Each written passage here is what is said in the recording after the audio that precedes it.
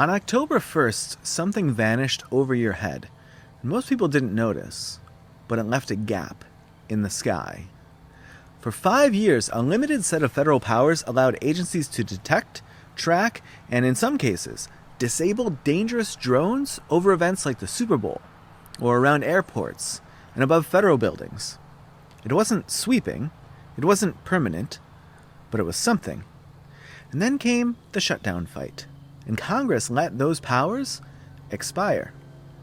We still have FAA no-fly rules and restrictions, but the key federal mitigation powers, the tools that let trained teams stop a drone in real time, those lapsed on October 1st. The original law passed in 2018, and it gave agencies like DHS and DOJ narrow authority to protect critical sites from reckless or hostile drones. But it came with a sunset clause, and the clock ran out. New bills are actually moving through Congress. The House and Senate are debating different approaches, how long to extend these powers, who gets to use them, and how tightly they're regulated. But right now, today, the legal structure is broken. And here's where things get more complicated as something flies overhead. While federal powers fade, local police departments are expanding drone programs fast. Some cities now use drones as first responders, launching from rooftops and arriving before officers. And others are flying regular patrols over neighborhoods, schools, and crowded events.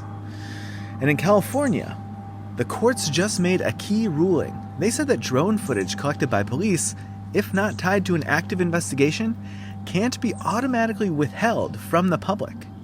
Agencies will need to justify those redactions one case at a time. So, we have more drones flying.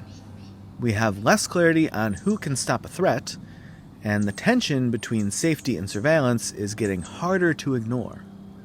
This isn't a future problem. It is already here. Federal agencies have fewer tools, state and local law enforcement still lack general mitigation authority, and Congress hasn't decided what comes next. And meanwhile, stadiums are packed, the power grid is exposed, and civilian drones are flying everywhere.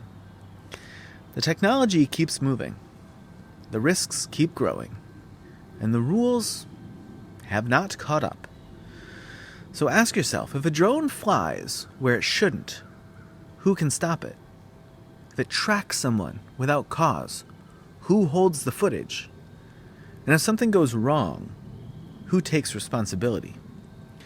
Because between safety and liberty, the sky isn't neutral. It's just another place where power lives.